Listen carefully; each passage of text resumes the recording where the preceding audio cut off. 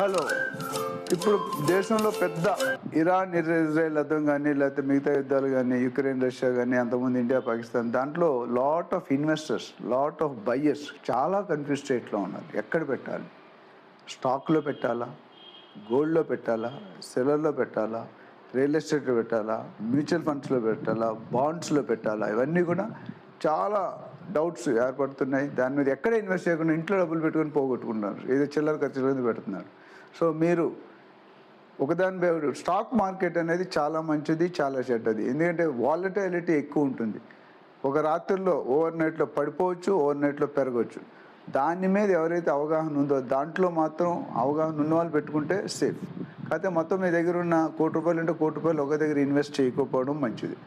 రెండోది real estate ఎన్నటికీ తరగని మమత. రియల్ ఎస్టేట్లో గత 50 సంవత్సరాల హిస్టరీ చూసుకుంటే కనుక 50 సంవత్సరాలు రియల్ ఎస్టేట్లో పోగొట్టున్న వాళ్ళు చాలా చాలా పీనట్స్. కాకపోతే title clear, legality, government approvals, RERA, ఇలాంటి ఈసీ ఇలాంటివన్నీ కూడా లింక్ డాక్యుమెంట్స్, నాలా కన్వర్షన్, ఇవన్నీ కూడా అవగాహనతో మీకు గైడ్ చేస్తాం. మీరు ఇన్వెస్ట్ చేసుకోవచ్చు. 10 సంవత్సరాలు 5-6 సార్లు రెట్టింపు అవుతుంది.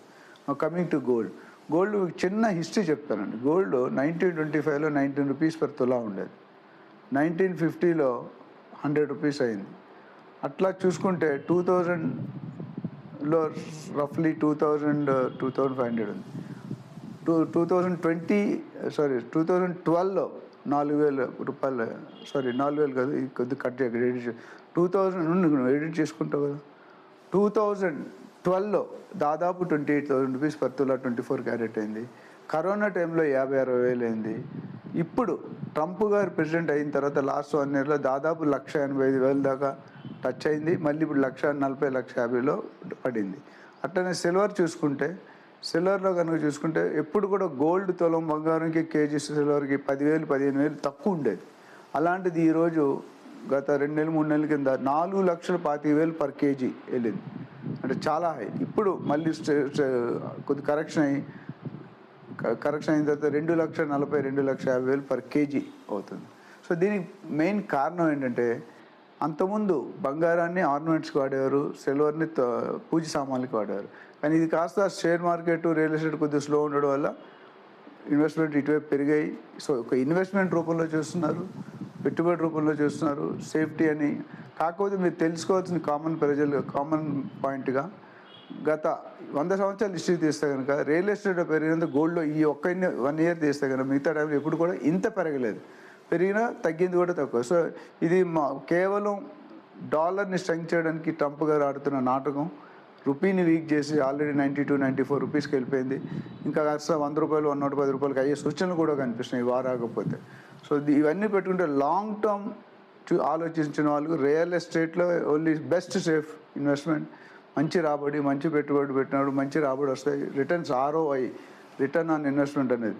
అందుకనే ఈ సిల్వర్ కన్జంప్షన్ తగ్గిపోయింది. ఒకప్పటికి 3 నెలలకి ముందుకి ఇప్పటికి చూసుకుంటే చైనా కాపర్ని సిల్వర్ కోటెడ్గా వాడి సిల్వర్ కన్జంప్షన్ 66% తగ్గించారు. అట్లనే రకరకాల new technologies, new models, new methodologies వస్తున్నాయి. సో దీనివల్ల రానున్న ఈ ఇండస్ట్రీ హైప్ ఏదో అది తగ్గుతుంది.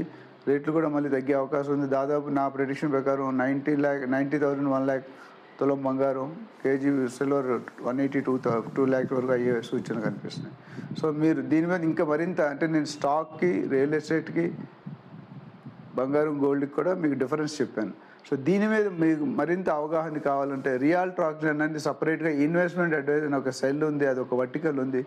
మమ్మల్ని సంప్రదించిన వాడికి మీ పర్పస్, మీ పరిస్థితి, దేనికి ఎందుకు ఇన్వెస్ట్ చేస్తున్నారు, ఎంత బడ్జెట్ ఉంది, ఎంత హోల్డింగ్ కెపాసిటీ, ఇవన్నీ కూడా అనాలిసిస్ చేసి మీకు సూటబుల్ అయిన ప్రాపర్టీని మీకు సజెస్ట్ చేస్తాం. ఇంట్రెస్ట్ ఉన్న వాళ్ళు రియల్టర్ ఆక్సిజన్ ఫాలో కండి. Thank you.